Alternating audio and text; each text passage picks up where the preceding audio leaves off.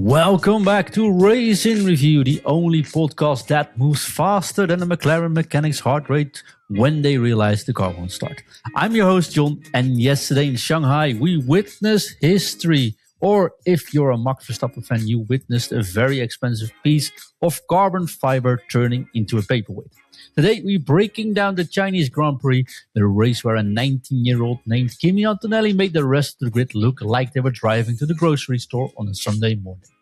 We've got Mercedes back on top, Lewis Hamilton finally looking good in red, even if he and Charles Leclerc are currently sharing a very awkward post-race espresso, and a McLaren team that apparently forgot to pay their electricity bill. Grab your headphones and buckle up, we're diving into the overtakes, the radio meltdowns, and why the 2026 regulations are making Max Verstappen sound like a very, very angry philosopher. Guys, welcome back to this week's Race Review. Graeme, how are you doing, my friend? I'm good. Obviously, apart from Mclaren, doing absolutely nothing of note, but other than that, really good. Yourself? Well, I'm in the same team, mate.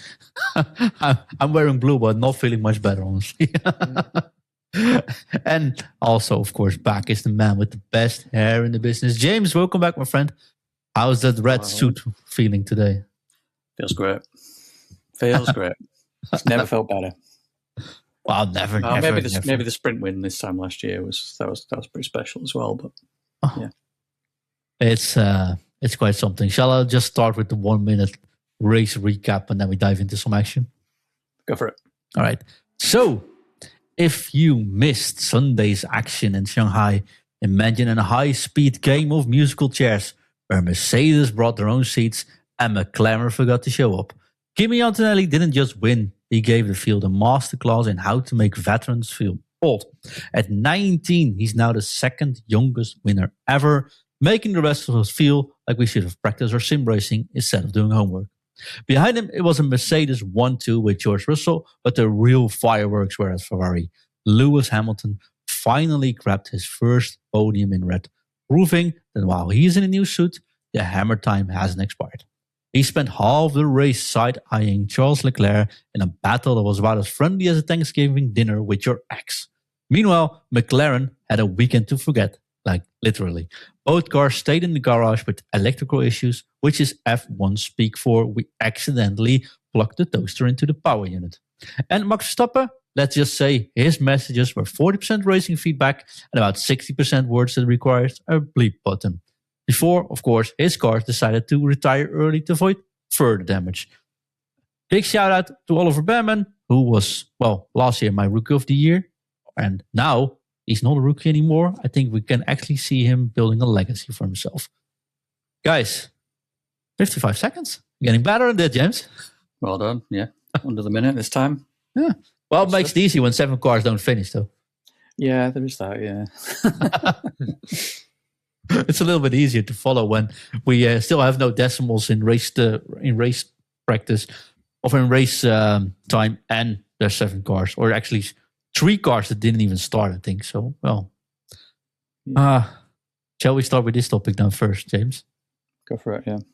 Will we ever get to see 22 cars start a race this year? 100% start a race, definitely, yeah. Yeah. I know there seems to be a few I see Graeme thinking like, will we though? Yeah, of course we will. Yeah. I don't know if we'll see 22 cars finish, because Aston Martin have a lot of work to do for them to be able to finish a race, and that's obviously not including all the other cars that can potentially have faults or accidents of their own. But yeah, Aston Martin are currently just guaranteed not to finish a race, aren't they? But for do not starts, yeah, I think we'll see 22 cars start at some point during the season. Yeah. Graeme, any confidence in that? Not anytime soon. Saying that, given the news that we're losing 2 races, it might give the teams an extra breathing room to try and resolve all these issues. But towards the end of the season, we'll definitely see 22 starting. I don't know about Japan 2 weeks' time. I reckon there's at least maybe 1 or 2 that will not start. But as James says, it'll be a long time before we see 22 finish. Yeah. Let me start with asking you, James, what was your highlight of the race? Highlight of the race. No. Hamilton and Leclerc. That fight was epic. That's some of the best racing we've seen in Formula One in such a long time. Like, I know people are really down on these regulations at the moment, or some people are. But I know what you think, John, and we know what Max thinks. But I think it's great. I think we've seen some fantastic racing. Yes, qualifying is not as good as it has been in previous seasons, but we're in the first season of the biggest set of regulation changes that the sport has ever seen in one single, like, year-to-year move. And it's going to take time for teams to kind of get their head around some of the regulations, what's best, like how, for sorting out the software, sorting out best places and time to deploy, how to do the deployment, how to do the harvesting. Like, it feels, so far we've had 2 races, and it feels like in both those races, energy management was still being narrowed down and dialed in during the race. And I think that's quite exciting, because one thing we've always said in the past is that if there's one thing that a sprint weekend gives us, it's a bit of uncertainty, and it kind of throws the spanner in the works a little bit and can mix the grid a bit, because they don't get as much time to prep for doing the race. And it feels like we get that even on a weekend when they get 3 practice sessions, like in Australia. So, the racing, fantastic. Hamilton and Leclerc highlight. Sorry, I went completely off topic there, just praising the regulations, because I genuinely think this has turned out brilliantly, and I think it can only get better as the teams kind of wrap their heads around. Oh, let's take that topic then and just take a deep dive into that and ask Graeme what he finds so far about the 2026 regulations. I'm sort of 50-50, or to coin a term that's been used about how the races are, yo-yoing on them. That one minute I think it's a bit naff, it's a bit overpowered, pressing a button, but then realistically, I'm enjoying the battles. Like, Leclerc and Hamilton's constant battling was brilliant. Some of the mid-card battles as well was really enjoyable to watch. Like, we complained for a long, long time that a lot of races are stale once everybody gets in a DRS train or such on, whatever terminology we want to use. It's all pretty much stagnant and nobody changes. So I'm enjoying actually seeing racing. I'm enjoying seeing regular attacking of cars. Is it the way that I would prefer it to be done? Probably not, but sometimes you win, sometimes you lose, and sometimes you just got to be grateful for what you get. So I reckon later in the year, next year, however long these regulations will stay around for, it'll get better, and it should be far better than what it is now. But for the moment, I'm enjoying actually seeing racing and attacking and overtaking, and just it not being a boring spectacle of everybody just going around following each other. So, yeah, obviously, you're not the biggest fan. So, what do you think? Well, we're week 3 now, after the second race. I'm coming around. Yes, I am. Maybe a little bit. Well, I'm getting there. That's like. All right, let me put this like, I still think there's much to win in these regulations, and I absolutely hate the fact, and this week it was apparently very apparent, that the FIA, or Formula Broadcasting, of course, is actually like zapping away when the super clipping is about to start. Yeah. So you can't see a proper onboard full-out lap at all anymore. And I find it, I'm just going to be honest, absolutely disgusting. We know that problem is there. They're zapping in a way to make it look more exciting than it actually is. I don't dislike the model they put in place by using the battery. I don't think it's implemented correctly yet, and that might change. Like 30% battery would be fine as well, instead of just going 50-50 straight away, right? For example, there's a little bit in there. I have never been a big fan of DRS, because I think DRS is just like going on a highway on a separate lane and just passing someone. When you get close enough, it's very predictable.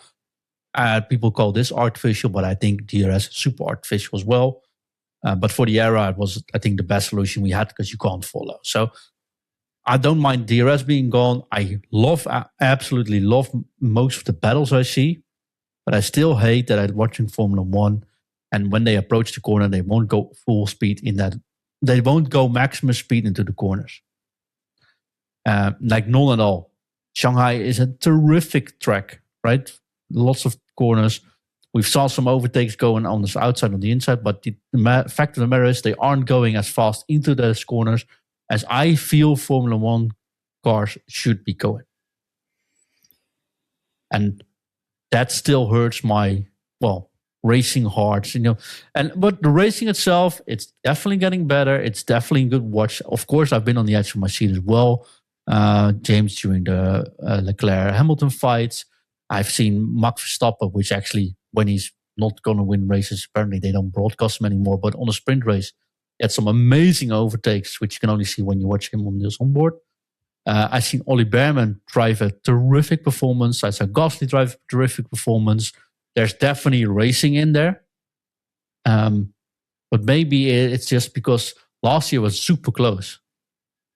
And it just feels we have the power. Like there's a lot going on, of course. Like you just said, James, it's completely new rule set. Everything's changed. The biggest setup ever, right? The change up ever. We see the power engine is more important than ever. And I think the Mercedes just beats everyone else straight out. And there's no contest there. The battery is the other important part, which is also Mercedes area.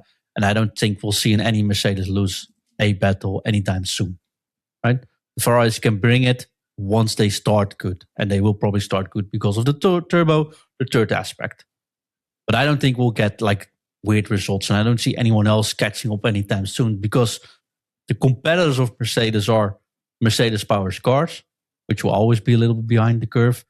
There's Ferrari, which could be able to do it. And that's basically, I can't believe I'm saying this, but Ferrari is our only hope because the other engine suppliers aren't there yet and won't be this year. That's my estimate. Compare that with when you see qualifying last year. We had qualifying finishes, right, where the top 7 was within 1/10 of a second. This year it's 1.7 seconds from P1 to P10. And that's just really painful for me to watch. So when I watch it as a fan, I like the races. Not going to lie there. It's actually better than I expected. So that's why I said I might be feeling I'm sort of coming around. When I watch the qualifying, I'm actually bored to that because it's super predictable and it's not very fun to watch from a racing perspective. And I absolutely hate these starts because starts are normally unpredictable because everyone is a good starter and you never know what's going to happen. But you can now already say that the Red Bulls will not start properly. If we can hope a Mercedes, like a McLaren actually starts, we know the Williams will probably stall as well. We know the Cadillacs just drop back. And we know the Ferraris will probably beat the Mercedes, but the Mercedes will come back anyways. So there's a couple of things there which I don't see changing anytime soon. But I'm getting more positive than I was before, if that makes sense. And I will hope I'm basing I'm explaining why I feel this way. Yeah, I mean, to me, I don't think in some ways it's similar but different to previous seasons where we've had seasons like this where, I mean, look at the Mercedes dominating 2014 to 2021. Yeah. I mean, okay, there was a couple of seasons in there where Ferrari were very close. I mean, Vettel was leading the championship halfway through the season in 2018 or 2019 in the Ferrari. So, we've had some pretty close battles, but overall, if you look at that period from a very high level point of view, you'd look at that and say, well, Mercedes dominated. And I mean, you could probably say the same for Red Bull for 2010 to 2014. You've got 2022 to 2023, halfway through 2024 even, when they suddenly sort of slowed down after the tweak to the rules with the braking or whatever. So there's always periods where it is predictable. Thinking about this set of regulations and how things currently look right now, I think going back to your qualifying point and the 1.7 seconds rather than 0.7 seconds or whatever, or even less than that sometimes, wasn't it? I mean, we had the top 10 last year in times within a where it tenth, was less than half a second. Yeah, I can say. Like the entire grid was within a second of each other. That was phenomenal, and qualifying was very, very exciting, and the top 5 was quite unpredictable, and even the bottom 5, it could be unpredictable who was going to drop out, and that 10 to 15 or 11 to 15 as well. Those cars, it always felt like nobody was 100% certain they were getting through to Q3, and it was all on a knife's edge. It was, but the thing I try to consider with this, and I know it is frustrating that we've gone from these super close battles in qualifying to it not being like that anymore. I mean, it's still relatively close at the front. It feels like, to me at least, I think Ferrari could snatch a front row, where they could snatch a pole. I think that might be a tough ask, but I think they could snatch a front row. I think Ferrari and McLaren are very, very close in qualifying, so I think that second and third row is not locked in. I think Red Bull at certain tracks are going to be very good as well, where they're going to be fighting. So there's 3 teams behind Mercedes. If you think of Ferrari, you think of McLaren and Red Bull. And Alpine and Haas. Haas as well. Alpine. There are some potentially very close battles that are going to happen in qualifying. Is it going to be as exciting as last season? Probably not. But last season, we were at the final year of 11 years of that power unit set of regulations.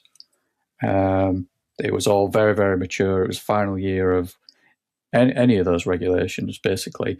And that's when everything kind of pinches and becomes close, is when you get to the end of the regulations. And 2014 was very much the way that it is now, with how spread out the field is, how unreliable some of the cars are, some of the complaints that the drivers have about it. And 2 years into those regulations, everything was kind of smoothed out. And Mercedes rather was still pretty dominant, but everybody else quickly kind of caught up. And I think that's going to happen again, and I think it's going to happen even quicker this time. Maybe not for Ferrari, and maybe not for the other Mercedes teams, but Aston Martin 100% have the potential to try and make some big gains. Aston Martin is probably the only team that's allowed to change engines or change anything at their engines. So, but then again, between that and catching up is also a big ask. So. Yeah, but we also know that Mercedes seem to have something very, very good and clever that they're doing with their software for their energy recovery. Which, if another team unlocks that, then that could bring them forward if they're able to use more battery deployment during the lap, because they're able to recover better. And also, just when have we seen a situation like this where you've got if we just look at the rear wing now? I know previously the rear wing was pretty locked in the way the DRS worked, but at the moment we've got teams where the active aero flattens completely down. We've got teams where the active aero opens up like DRS did previously. We've got Ferrari with the twisting 180 degrees all the way back. There is a lot of innovation at the moment and a lot of different ideas that are floating around. And that's something that I'm really liking about these regs, is that teams are not really constricted by the rules in the way that, or the regulations, the way they have been in the past. And it's allowing for innovation. And eventually, if it turns out that the 180 degree flip of the Ferrari wing is the best way to do it, every team's going to do that by 6 months into these regulations or by the start of next season. And then that's when everything will start to kind of close in. It's while everybody's figuring out what's best that it's kind of spread out. So I'm enjoying it as it is, and I'm looking forward to how it progresses, because I think we've got a really solid foundation at the moment. Graeme, do you agree? Yeah, but I did say I'm sort of agree with every point you have made, John, but I'm just more positive on it. I see the light at the end of the tunnel. I think I'm already getting more positive, mate. Don't put me as Mr. Negative. You're more negative than I'm critical. I'm critical, but honest. Yeah, but I agree with what you're saying, critically wise and everything, but I'm more positive that it is just the start of a whole new change. We've gone from the old power units, the old ground effect, tunnels and everything else, DRS, and we're now with straight mode, corner mode, 50-50 engine split. There's so much changed, and also Mercedes have just got it dialed down so quickly. Like we said in the last pod, we get told that teams didn't even have the race engines from Mercedes until last weekend, so a lot of the things that they were learning on an engine that wasn't even the race engine. So teams don't really need to catch up. They will catch up pretty soon, especially with this gap coming up. Gives them more time to tinker away with it, figure it out.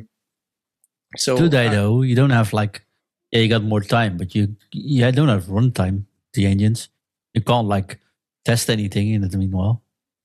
Well, they won't have it out on track per se, but I don't think no teams above doing a bit of skull and daggery when it comes to finding out ways and means of changing and testing things. So I think they'll be doing all sorts to figure out the software. If it is software, I've seen a few journalists coming away from the Chinese Grand Prix saying that the Mercedes front wing was a bit flexible. Some people saying that it could be linked to a Mercedes flywheel, all sorts. So you never know. That we could come back in a couple of weeks' time and it's all the same. It could be different.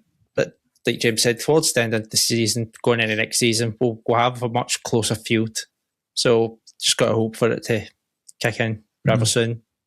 That's all fair points. And don't get me wrong. Of course, I'm a Max Verstappen fan. Of course, I'm a little bit bummed out that he isn't able to perform anything in there. But to be totally honest with you guys, I said last year already that if Max has to go for a world championship, Mercedes is a team to go at, because I don't see a Red Bull powertrain engine winning that anytime soon. So, well, I did say it.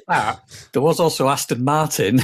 Which I did say he should either go to Aston Martin or Mercedes. It felt like at one point last season, everyone was convinced he was going to follow Newey and Honda and go to Aston Martin. I still said he had to go to even then you made a thumbnail about it, I think, where I said he should just take that offer from Toto. But after this season, his contract ends, I think. So there's... I thought it was 2028, technically. Oh, I thought 26, I thought. But I thought it was he's probably got a get out clause at the end of this season anyway if they carry on. Yeah, they won't have the performances in. I think. To be fair, he wasn't that negative. I made a couple of jokes on the intro, but he wasn't all that bad on the radio. So he did say the thing is undrivable. But when they, for example, said retire your car, I'd expect him to go all out. But he just said, "Do you want me to park it here or should I bring it back?" And he just bring it back. He's like, "Okay, confirm." And he just came back, and that was it. It's also, there's a lot of things that are to be expected, right? There's a new engine, engines break down. There's new software will crash, will just not work. Is it very unlucky it happens with both the McLarens, and Piastri hasn't even driven a single lap yet? Yes, extremely unlucky. But for Gasly, it seems to be working now. So once it works, might just be good, right? We see Haas performances, but we see Audi overperforming maybe even already. But we see Cadillac taking a smart route and saying, you know what? This thing is actually 40 kilos too heavy. This thing won't have any power, but we're first going to make sure reliability is there. And they finished the race with both cars, and they celebrated as if there was a victory. They're taking it pretty smart, I think, as well. No external pressure. Just let's finish races first. Let's see where we can get. Slowly start to appreciate it. Start to learn it. And I think that I see plenty of good stuff there. It's frustrating that the Racing Bulls seem to be better than the Red Bulls, because not only does the Red Bull powertrain engine seems to have a slight coolant issue, but that chassis is also a pretty shit. And he's still about 35 kilos overweight as well. So there's multiple issues going on Red Bull, and I think with McLaren as well, unfortunately. But that doesn't mean we don't have to celebrate someone, because I do think, I don't know about you guys, but I'm getting old and sentimental. It's almost my 41st birthday coming up. But I did have a little cry when Kimi said, I think I'm about to cry. And he actually started crying, James. Yeah, it was emotional but heartwarming. It was really nice to see. Like, to me, that was just really endearing. Like, we've seen drivers win the first races. Obviously, we've seen drivers get emotional about things, but there's just something about Kimi Antonelli for me he just seems like a really nice, honest, very grounded and humble kid, and it was just a really nice moment, I thought, for the sport. Nice to see Bono back up on the podium again as well with him. Obviously, I was happy to see Lewis. That just entire end of the race for me was like it felt like it just felt like a movie ending, like, to me. That is a new F1 movie coming up. So yeah, there is. But like Lewis, like, I mean, there was Kimi and Bono, hugging and congratulating each other, and then Hamilton and Bono having an exchange, and then Toto comes out, congratulates Kimi, walks, makes a point of going over and congratulating Lewis as well. Zach, did you see that? How you can celebrate someone's maiden win or maiden podium? Sorry, Graeme.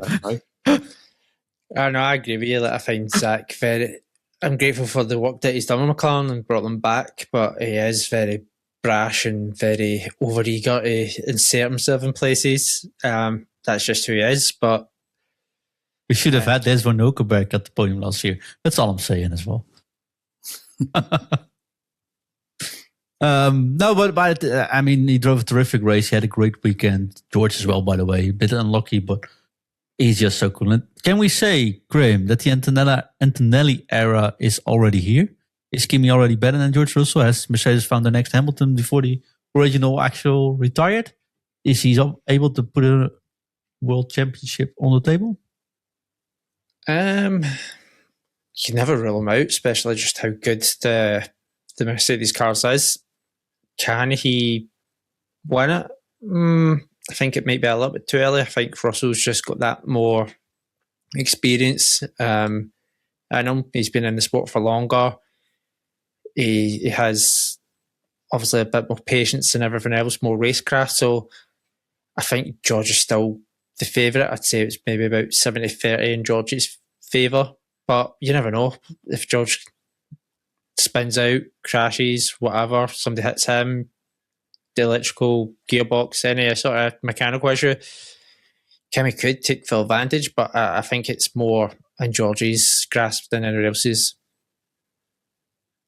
James, do you know who also won his first race at Shanghai for Mercedes? Nico Rosberg. Yes, sir. He did that Monaco-based YouTuber actually put his first win there to get up to his world championship. So,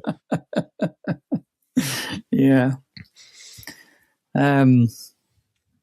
Yeah, your point about Kimi, I think I don't think he can challenge for a title over a season. I think I for the most part agree with what Graeme just said. I think it's like 70-30, like you just said. I think, if momentum builds, then potentially, if it becomes a run of bad luck for George or he said same thing about Piastri last year. Yeah, but I mean, Piastri was in it for quite a long portion of the season, and then it all just kind of collapsed away from him at the end, didn't it? So I think, Kimi, he is in a very similar situation to Piastri, I suppose, isn't he? With him being in his second season and he's in a championship winning car against a very strong teammate. I don't think it's as close between Antonelli and Russell right now, at least. I don't think it will be as it was with Lando and Piastri. I just think Russell, even though he can make mistakes under pressure, I think Russell is just an all-round, more complete driver at the moment. But he's also got however many years of experience now. I mean, this is what he's got to be like his 8th season or something. If we go all the way back to his starting with Williams, 3 years with Williams, I think. This is a third in McLaren, Mercedes. 4th, is it not? 4th, so this is 7th season, I suppose. Yeah. So yeah, I mean, he's obviously got a lot of experience. He's won a few victories and pole positions and all the rest of it. And he's fought against Lewis Hamilton as a teammate, and he's fought against Verstappen in races, and so and next to the track as well. Yeah, and on social media. Yeah, so I don't get me right. Don't get me wrong. I think Kimi is a fantastic driver, and I think he is a future world champion. And I think that now that he's won his first race, that does have the potential to unlock a new level of confidence in him, and potentially more victories coming up in the next, the rest of the season. But I don't think he's championship ready. But then, I don't know. I just think. I also think about I keep making I've not said. I don't think I've said it on the podcast, but I keep making comparisons between him and Rossi for me. Not just because they're Italian, but they've got this. They seem to have very similar personalities in some ways. And Rossi just came storming into MotoGP as a rookie, blitzed through all the junior series and came into MotoGP and won it in his second season. So there's nothing. Max didn't have that much experience when he started winning the. Yeah. Either so. Yeah. So there's nothing. It's not like a written rule that a 19-year-old can't fight for a world championship at the highest level of the sport. So who knows? Basically, I still think Russell's favourite, but I think Antonelli might be pretty strong competition for him, at least in races, maybe not in the world championship. Talk about competition. Do we already have a Ferrari civil war on our hands? Is Fred Vasseur one more overtake away from banning them from speaking to each other, James? No. I don't think so. I don't think we'll ever get team orders in Ferrari while they're not really in the championship, because it seems, at the moment at least, maybe later on in the season, if things close up. And will they crash this season? I don't know. I mean, almost on the course sprint, and Leclerc to come back pretty hard on a Sunday. Yeah, I mean, if I'm thinking about Leclerc when he had Vettel as his teammate, they did get pretty close, pretty feisty. There was some contact, there were some crashes, there was some damage to each other's cars, but he didn't really have that problem with Sainz. Hamilton's usually he will race hard, but he's normally pretty fair with his teammates. And I mean, there was contact this race. It was very, very light contact, but there was contact. So I think there probably will be more contact, but I'd be surprised if they completely wipe each other out. I think Lewis is past that part of his career as far as fighting so hard that he'll wipe somebody out, and I don't think Leclerc would either. So I mean, I'm probably going to be proven wrong by saying that now. In Japan, they'll just wipe each other out first corner. But I'll take two Mercedes with you, and we have a pretty cool race in the front of us. Maybe. I think we could still have a good race just between Antonelli and Russell. I think going to the 130R with half battery is going to look disastrous. But hey, I'm just going to say I might be surprised. Graeme, is McLaren experiences a midlife crisis already? From champions to the did not start, guys? Piastri said laughingly, it has been a while that I have seen 2 Grand Prix in a row. Oh, yeah. How is that orange shirt feeling today? Not so good after 2 years of absolute success. It's just one of the things. Teething problems. Given the way that the team is set up, I think once they figure it out, they'll be up there. It's just if and when they figure it out. Obviously, no races isn't good for actual practical, like running it and testing it and seeing how it goes on. But that says F1, there's a lot of skull and diagram, spymanship and everything else that goes on. So I wouldn't be surprised if they somehow figure out how to test it without actually testing it. Sucks, but it's just one of the things that you can't always be the winner. So everybody's success is it comes and goes. So you just got to take that pill at the moment and hope that they do figure it very, very quickly. Probably fair enough, I think. It sucks though, because they were good in the sprint. I think they put up a good fight there, and qualifying was pretty good. They were higher on qualifying than I expected. So that's pretty good. Yeah, like most teams, they've got the basic knack of it down. It's just that fine detail that doesn't seem to be there. Like, they don't have that killer pace. They don't have the start button. They don't have that either. It's one of the things. In the sprint, they were really good. So obviously, minus Piastri's mistake, overtaking Antonelli before the start line. To be fair, I checked that. Antonelli was wide at that corner. So he came back on track, and then you got to slow down really hard to make sure you don't pass him. I don't think it was a mistake. It was just unavoidable. I think Piastri is just unlucky.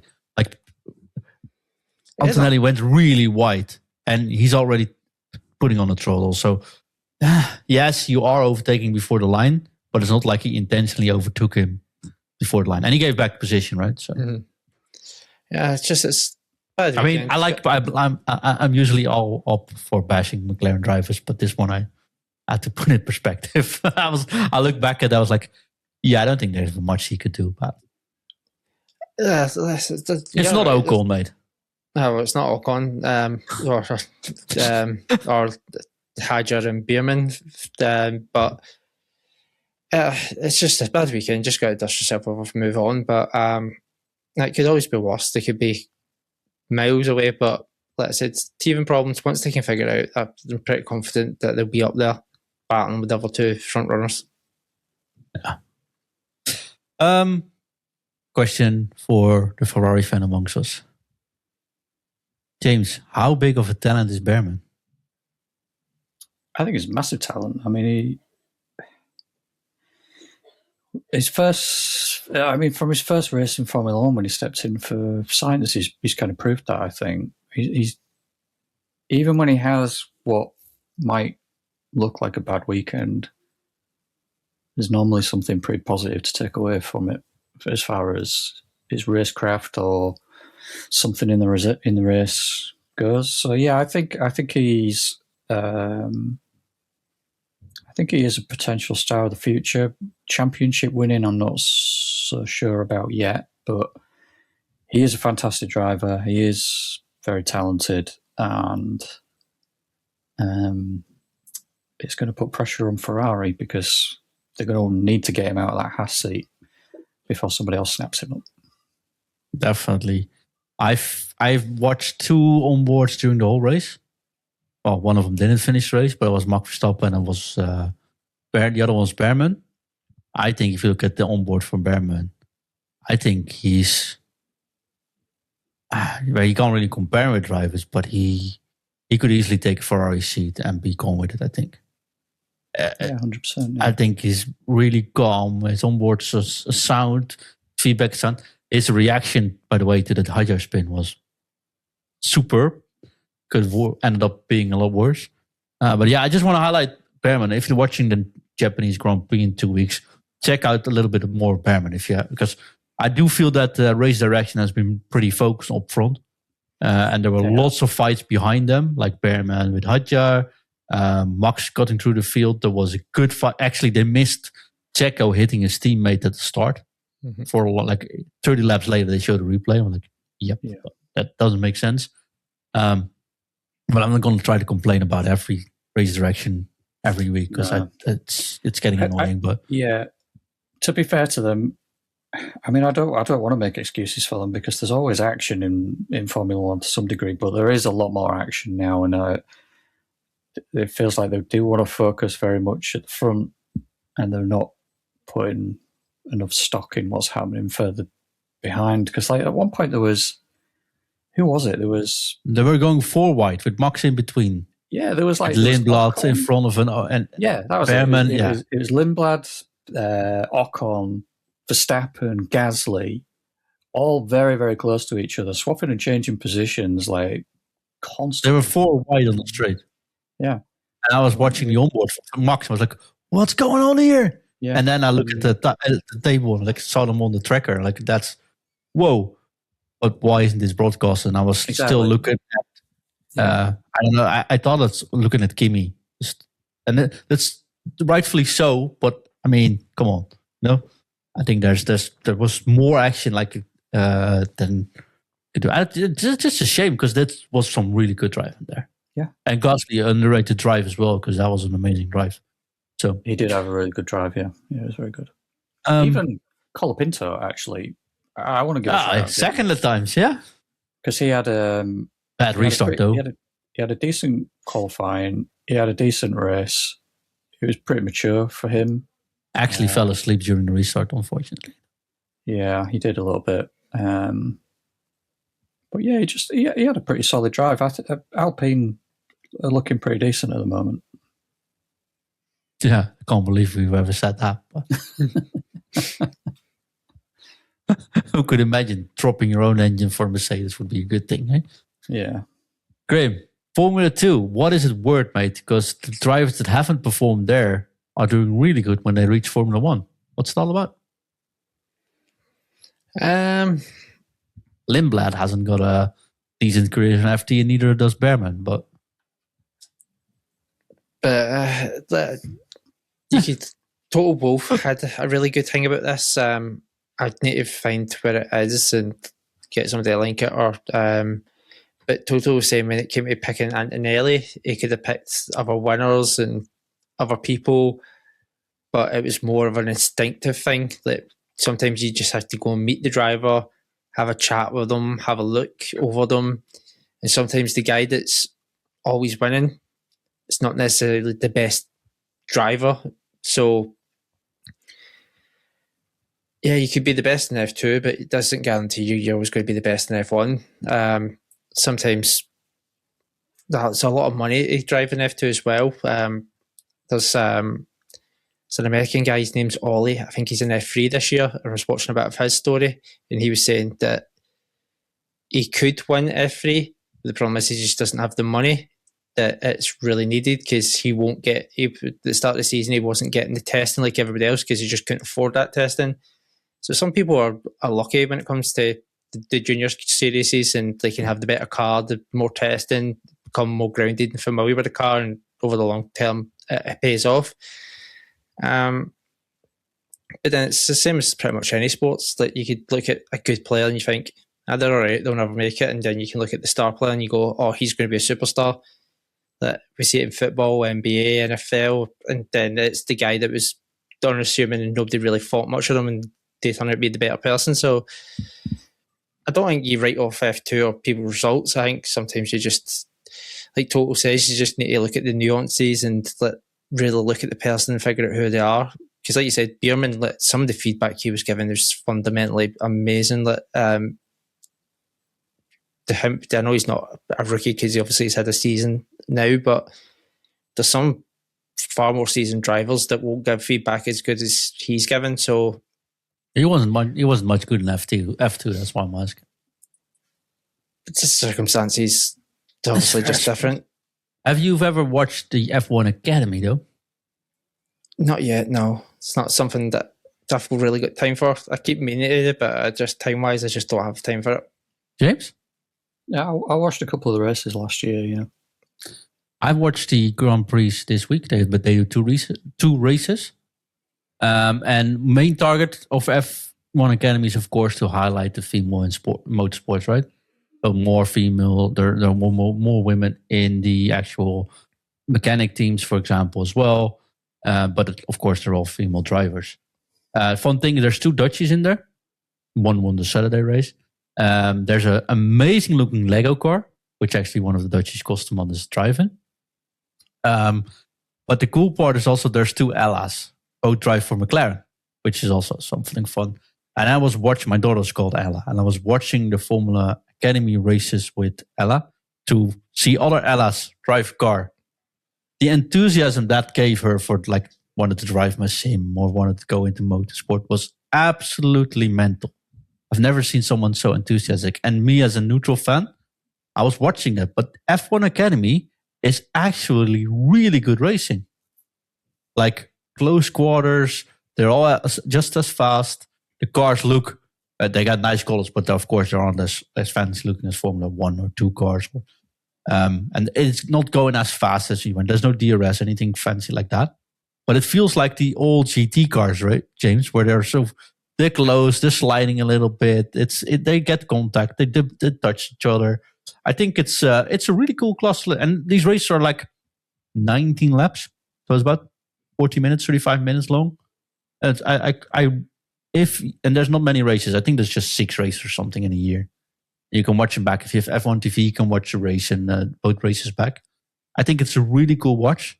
And I would have anyone recommend that if you want to see not only women in motorsports, but just want to see some cool races, I think this is actually a really cool class. So I wanted to highlight the F1 Academy for that as well. And suddenly I've got to buy all the Lego cars now because, hey, that's just a different story. I watched the one in, was it last year? I mean, I've watched a few of the races, but one really stood out to me, and it was Miami, and I can't remember if it was last year or the year before. But yeah, it was really good. Like you said, like really close racing, good racing, no gimmicks and stuff like the DRS at the time in Formula 1, stuff like that. It was just like good old-fashioned racing, really. And yeah, really enjoyed it. It's going to be a little bit weird, though, because we had 7 races there. I think 2 got cancelled already. So next one will be Jeddah, which of course is going to be call off. And then they go to Canada, Great Britain, Netherlands, and then 2 races in the US. But there's only 5 races left now. So it's a short season, pretty long space in between, which is also the case for F2 I saw. Because they have, if I'm not lying, 10 weeks, 12 weeks without Grand Prix, Graeme? I thought something like that. But something like that, but I can't remember exactly either. That's on my head, so find a new summer job because we don't have anything to do for the drivers. I don't know how the drivers do that because it's such a it's such a huge amount of time out of the car. Mate, if I am not in the sim for a week, I can't drive anymore. Well, if they follow, I think Nico Rosberg said it best in his title driving years. Anytime he wasn't in the F1 car, he went back to karting. He says that he had to go back to karting just to keep his sharpness and his skills honed amongst a lot of many other things. So I wouldn't be shocked if we see a lot of karting, a lot of simming going on by the drivers. Next Academy race is on May 22nd. Yeah. That's Canada. Yeah. And then the next one is in July. So there's another month between those races. So yeah, that's going to be hard. But anyways, shout out to the F1 Academy because I quite like it. And these cars look absolutely phenomenal. And if you have a niece or a daughter or a girlfriend that wants to get into racing, I think it's actually a really good way of showing them how racing can be without sitting for your television for 90 minutes and explaining why these orange cars aren't starting. Sorry. Poor McLaren. Oh, well, I'm thinking it now, but they're still in front of Red Bull, I think. So I can't really go anywhere there. It's still pretty bad for me as well, guys. Predictions. Talk about being bad. Well, we had the predictions going on last week. To my surprise, you guys got closer, and then you both said we also forgot to save our changes. So, I'm a little bit worried there. Sure. I'm a bit sure about that because I was thinking about it, and I was sure I did. So I don't. And then when Graeme said that his changes didn't occur either, it made me wonder if there's some sort of bug or something. Because I did see you change something though. So your team is different than last week, I think. Is it? It looks like it, yeah. I've changed mine now. Worked this afternoon changing it, but I swapped Lando Norris out for Kimi Antonelli, and then checked obviously after racing. I still had Lando Norris as my lead driver. That didn't work out well for you. No, and I'm trying to remember. I did change one other. It wasn't Carlos Sainz. I can't remember, but I swapped the mid carder out as well, and it didn't change.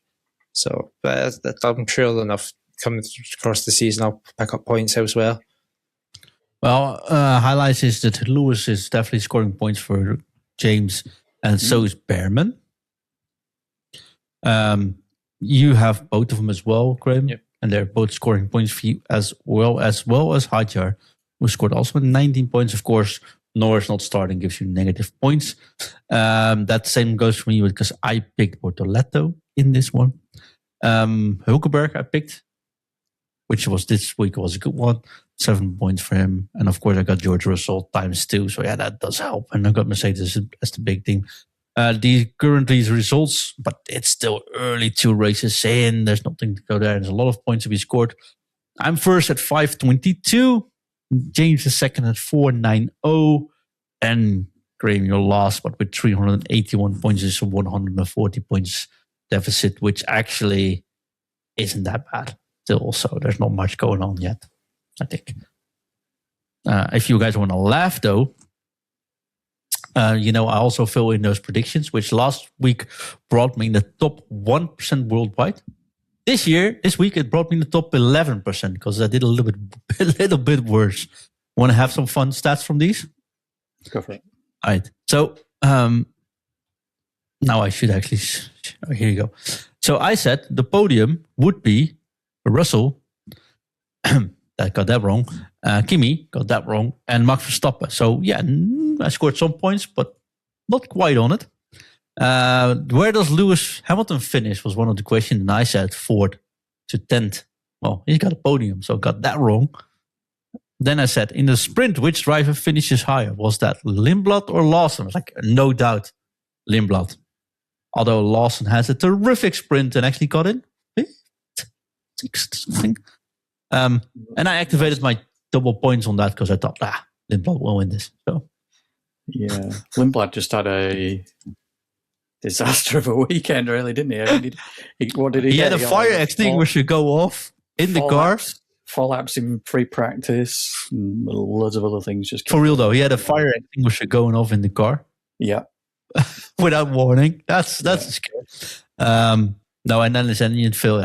He just was unlucky. I said pole position for Russell. Well, got that wrong, so that wasn't all that good.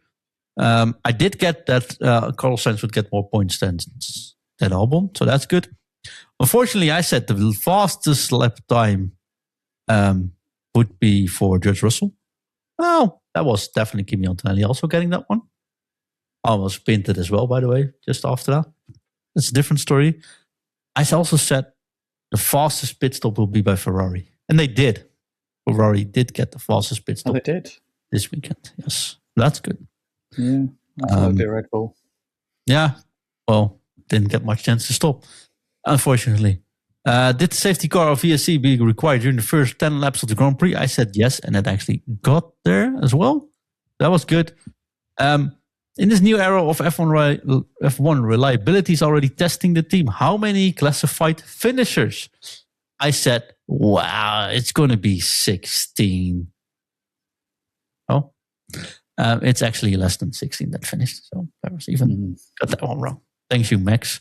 And which of these teams will score the most points over the weekend? I said McLaren will beat Red Bull. And they did. We're not going to talk about the margin. Wow. Okay. Can't believe I got that one right, actually. Yeah. So that was my weird predictions of this week. I'm looking forward to the next one. Guys, Japan will open up in 2 weeks. So we don't have to predict anything for that today. Is there anything you guys want to mention or you want to highlight in the next minutes before we close off this week's show? And we'll be back next week when we will talk about our Japanese prediction. Our friend John had a question for us as well. I should. So he was asking should there have been a longer or more phased move into the battery part of F1, reading that the McLarens didn't even race due to faults with power units on both cars? James? I mean, you mentioned it earlier on about rather than going 50-50, maybe do 30-70 and then eventually get to 50-50. I think it's a tough one because the sport is trying to reduce costs, and I think they've really kind of pushed the limit on regulations like this so that they don't have to do it again in the future. Like I suspect that this is going to be a set of regulations engine-wise that will last at least as long as the last regulations. So it's a combination, right? Because this year, new tires, new chassis, new cars, new batteries, 22 races or 23 races, many more races than ever before. Yeah, that's what new I mean. Teams. It's everything's new. Basically, it is the biggest set of regulation changes that we have seen, the sport has ever seen. Whether they maybe should have gone down the active aero route first with the old engines, and then after a year or two switch to these engines that we now have, debatable.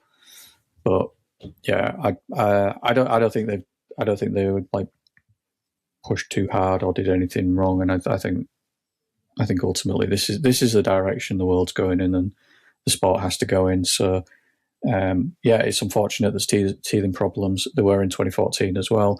There has been in previous seasons. I mean, there was times when the cars were so ridiculously unreliable. So yeah, it's just part of the sport for me. Fair enough. Do you agree there, Graeme? Yeah, it's not like it was just thrust upon them, though. I did say to John privately, they've had a number of years, at least 3-4 years, knowledge of this coming. So it's not like it was like start of last year or halfway through last year it was sprung upon them. So they've had a long time to know that this was coming. They got extra testing this off season to obviously try and work through any kinks or anything that came up. Last year we've had plenty of people not starting races years prior to that as well. So mechanical and electrical problems can happen with anything. So is it bad luck? Yeah. Is it disappointing as a McLaren fan? Even more so. But they've had plenty of time. Could they have faced engines slightly different? Yeah, they could have done a lot of things different, but that's what it is. So they've just now, this maybe the pinnacle of motorsport. So if they can't solve it this season, but then what are they doing for me? But yeah, they just got to get on with it. It's what it is, I suppose. Yeah, that's what it is. Like I said, they've had 3-4 years to know this was coming. They've had extra practice at the start of the year. There's so much that's went in their favour. This is just teething problems. I said it sucks, but I mean, it's a good thing though that you now can this pre-race broadcast you have. Mm-hmm. These are actually mandatory now because then you'll see cars break down in real time before the race starts. Yeah, I was watching interviews like, why is the McLaren going there? Why is that McLaren going in? What's going on with Bortoletti? It's like, okay, that's 3 less to start. So no, but it's all new, and I think that's the only thing which could have been changed, but it is how it is. I think there's so much going on at the same time. Dentals in some new teams and some new suppliers and engine switches. Then there is a big chance not everyone gets it right. And that just looks poorly, less as it does, for example, with Aston Martin, right? But also Williams looks really horrible. And it's weird that Red Bull and McLaren suddenly are super unreliable or off the pace as well. It's a weird sight for the sports.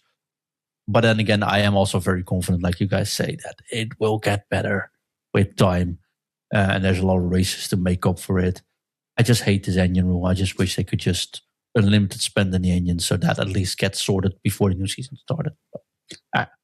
C'est la vie. Next time we go to Japan, let's hope for monsoon. But I think they made it so that the chance of good weather is actually much better, because I would like to see these cars in rain.